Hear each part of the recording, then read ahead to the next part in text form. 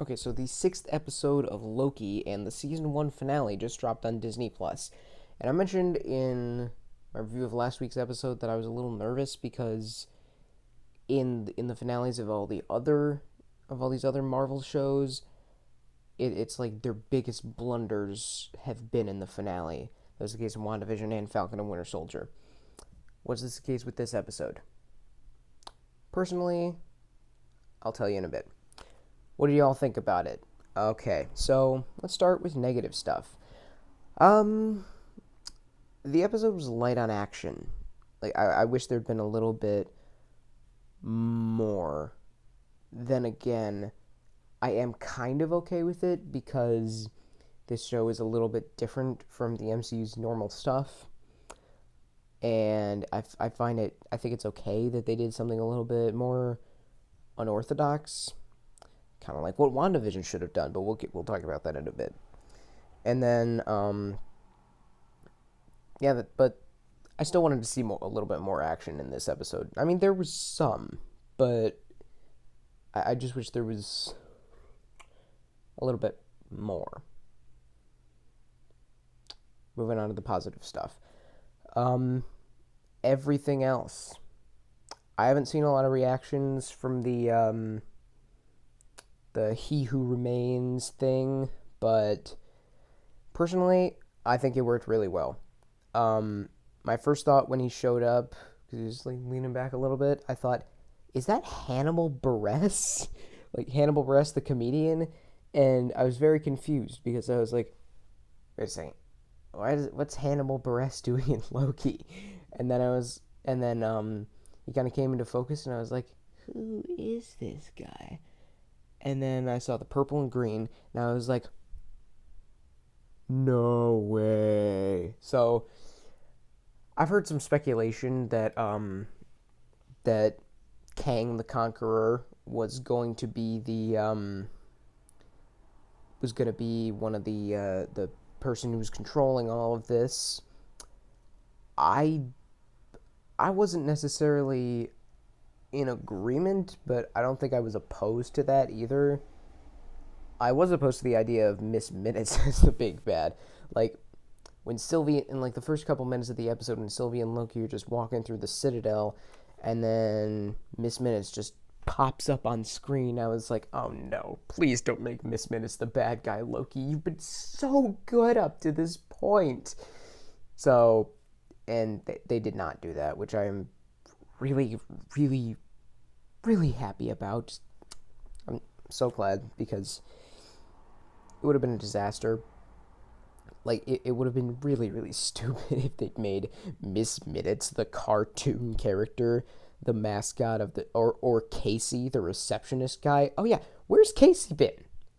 He was really funny in the first episode, and then he had, like, a cameo in the second episode, and was in the background, I guess, in this one.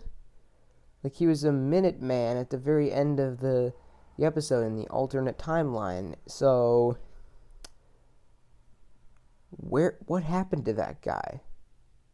Anyway, um, like with all the other episodes, everything that was good about the previous 5 episodes is good about this one. That was not the case in Falcon and Winter Soldier. Nor was it really the case with WandaVision. But yeah, everything that was good about those episodes was good about this one. Um, I think that the stuff at the end with Loki and Sylvie, that was I really liked that. It was pretty deep and pretty powerful to me. And I mentioned that I didn't necessarily want to see a romance between them, but now that they've actually done it, I don't mind. Um, I think it works pretty well because I mean they're Loki, so you could buy that they'd be narcissistic enough to be into each other. But yes, I didn't mind the two of them as a pairing. Now let's talk about He Who Remains himself. Um, I thought it was great. I mean, I thought he kind of struck the balance really well of being kind of intimidating with some of the explanations of what could happen, and and then he was just kind of fun. Like, I enjoyed watching him. I thought he was going to be a little bit more menacing, but given that we're getting a season 2 of Loki, um, I think there's a little bit of room for having bigger and more impressively menacing versions of the character. So that didn't bother me all that much. Um, and then a theory, if you will. Um, I think that when when Sylvie actually kills He Who Remains, and all the timelines all branch off, I think that's gonna lead into What If. I mean, I know that What If was animated, but I don't think What If is just I don't think What If exists for the novelty of seeing all these different scenarios play out. I think it actually exists for a reason to tie into the larger Phase 4. So, yeah, that is my 2 cents. The opening logo was really cool. I mean, it just had all the dialogue from the rest of the MCU kind of piled in there, and like for half of the logo, I couldn't hear what anyone was saying because it was a bunch of stuff at the same time. And then they had like Nelson Mandela, Malala Yousafzai. I'm not entirely sure how to pronounce her name. Yousafzai, and Greta Thunberg, um, all speaking, and I thought that was really cool. I did not expect it at all. The opening to this episode was particularly strong, and then I think it ends in an ambiguous enough way that I really want to see more. I mean, I'd want to see more anyways, but yeah. And then so we know we're getting a season 2, and from that I'd call it a mid-credit scene where it was like they stamped and then Loki will return in season 2. That was cool. So this was a really enjoyable episode. It might not have been my favorite. Before I rank all the episodes in a couple days, I think I'm gonna go back through the series and rewatch it all again. But yeah, I really enjoyed this episode, and this was a great show.